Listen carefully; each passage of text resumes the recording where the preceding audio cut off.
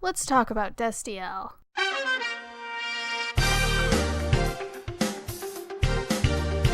Destiel has been, let's be honest, a roller coaster. Through and through.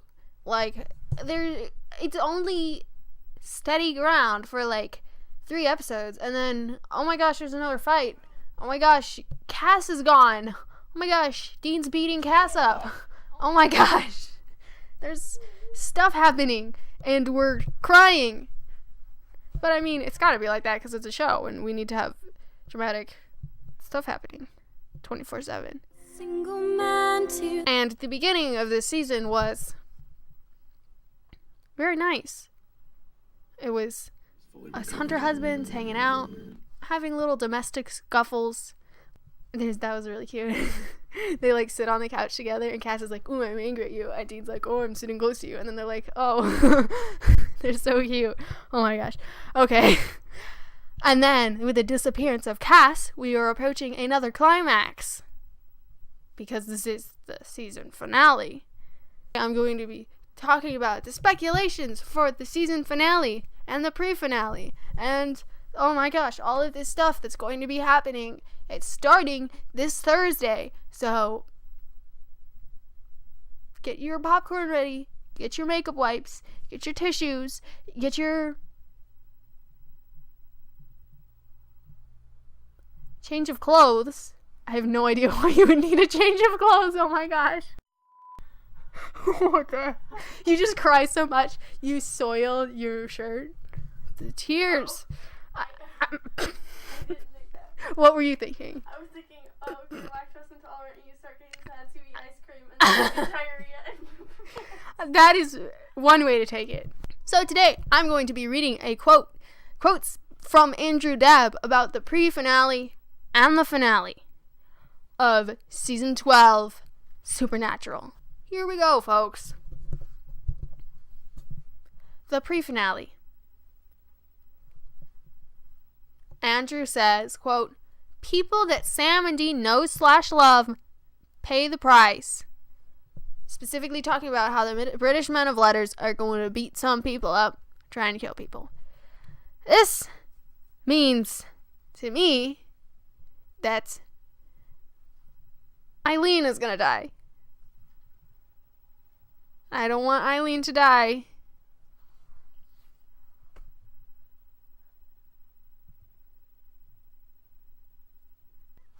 Okay. Let that sink in. It also says that Jody and Alex are gonna come back. What if they die? Oh my god. Like, I love Jody so much, and I've been so glad that she hasn't died. Like, she needs to not die. She's their, like, actual mother, let's be honest. Much better than Mary. But, like, if she dies, then I will be emotionally scarred, because she is so special.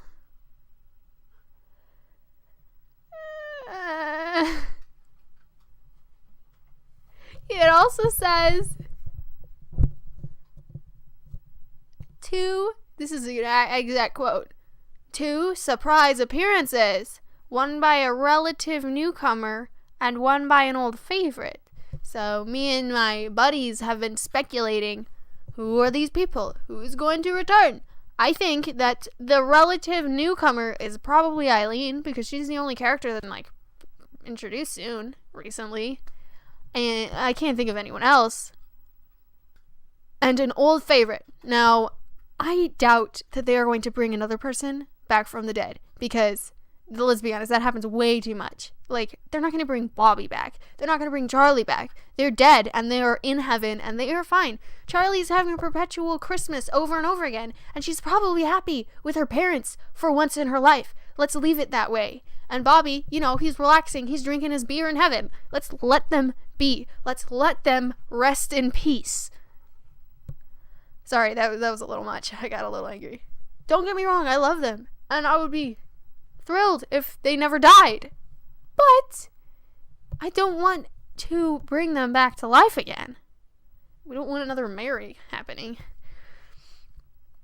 So, I personally think that the old-time favorite will either be Chuck or Garth, because they didn't technically die. They just disappeared.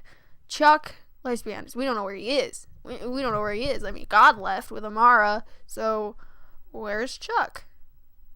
I doubt God killed him. I think actually he might have mentioned once that Chuck was in heaven. But,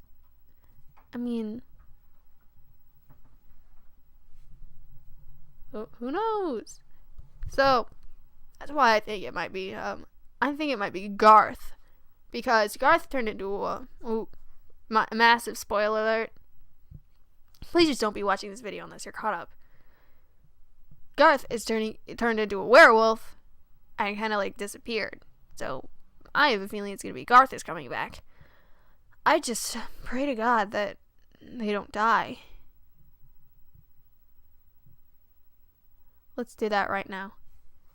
Yellow, vaera, envo, esagi, oil. Now, the season finale. Buckle up, Buttercup. This is a big ride. It's a big ride. This is the most mind-questioning quote that I've ever seen so far. Season finale. It's very short, released about what this is. They just say it's a 2-hour finale. The first episode deals with the Brits. I'm so bitter about the British men of letters. I am from England originally, so I have such conflicting feelings. I love English people, and I'm actually going to move to England when I turn 20. And then, the British men of letter comment, I'm like, oh, stay out of America, stay out of our country. You don't get to decide how America is run. It's great that you got all the werewolves out of England. That is amazing. Tip my hat to you. But please, you cannot eradicate the hunters. We have been doing this for many years. Woo. Please, just go. Oh my God. Who said you could kill all of the hunters? Nobody.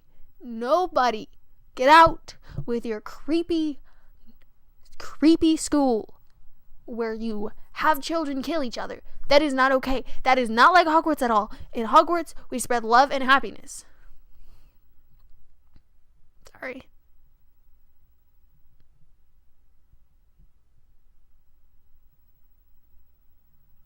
Okay, now let me get back to that. While the second half of the season finale talks about Lucifer and his buddy. I think that Crowley is going to die. I don't want it to happen because I do like Crowley and I think he deserved to be loved. But I do think he's going to die. I'd be surprised if he wasn't. And I would be happy if he wasn't. But, with all that's going on, I would be surprised if he doesn't die. Here is a quote from our lovely, beloved Andrew. Quote, big and, I hope, somewhat bold and, in some ways, heartbreaking.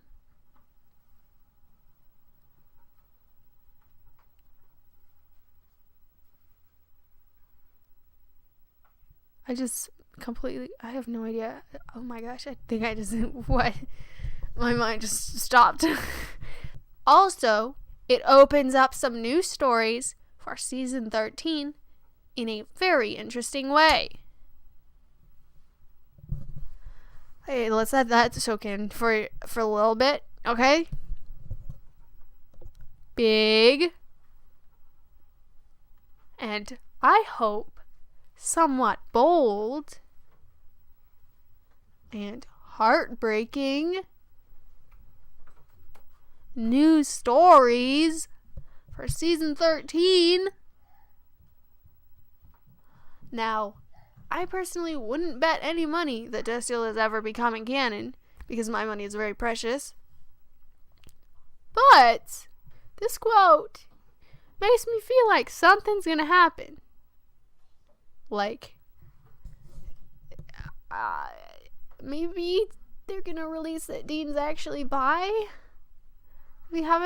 I don't think it's been talked about very much since season 9 after that whole Twitter kerfuffle where it was said that they don't think that Dean being bi would help the story in any way, which I disagree with.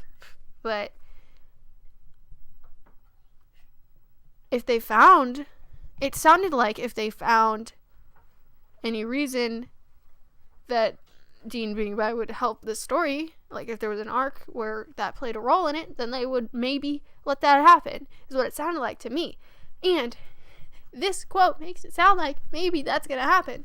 Now, we've had a lot of quotes before that are very misleading and make it feel like, oh my gosh, Desiel's gonna come canon. Like, but then it happens and it's like, oh, you're my brother. I love you just like my brother.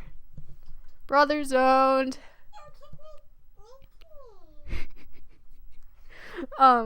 So I'm not gonna bet any money, but I will hope with all of my heart that possibly, maybe, this big, bold thing is gonna be something to do with Dean finally accepting his feelings.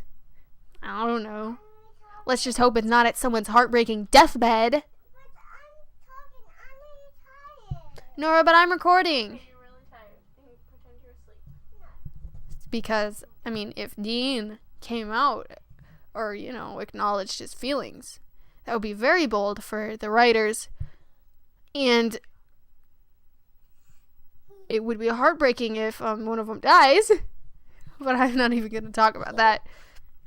And it would also open up lots of stories. And for season 13, I don't know, maybe he goes and picks up dudes at the bar. I don't know, maybe he flirts with somebody, and it's actually acknowledged, not just like ooh, I'm looking at that dude's butt secretly, that, because, that already happens.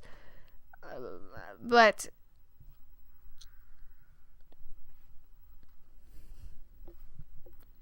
it's called dreaming, folks.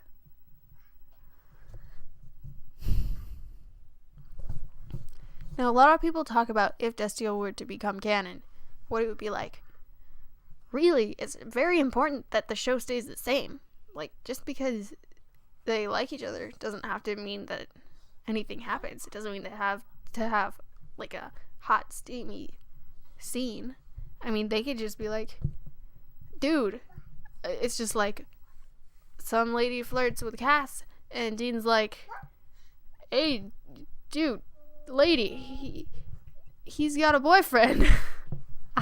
Or they're just like, oh my gosh, stop talking to my Cass.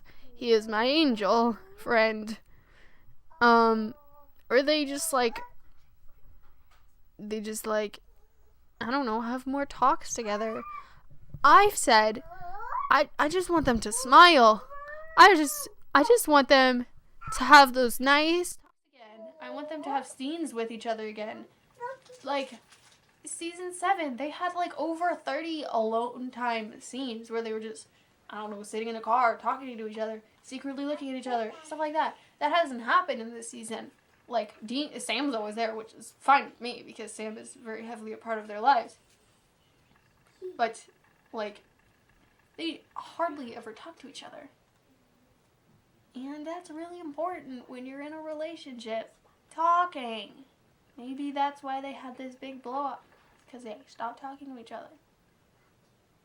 Okay, can we talk about how much Dean calls Cass on the phone? He's like, hey Cass, I'm leaving a voicemail. Please answer me. Oh, Cass, I miss you. Cass, where are you, Cass? I'm worried. And then Sam was like, it's okay, Dean. He'll come back. And he's like, oh, yeah, you can't say that. You don't know anything, Sam.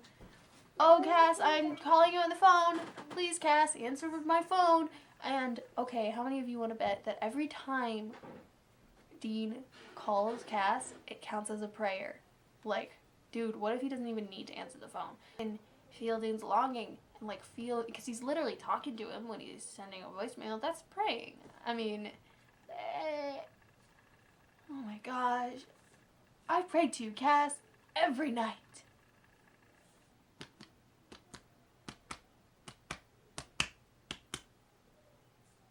It is the sound of my heart beating. So my big point is something is going to happen that is bold and heartbreaking and opens new stories. New stories for the next season.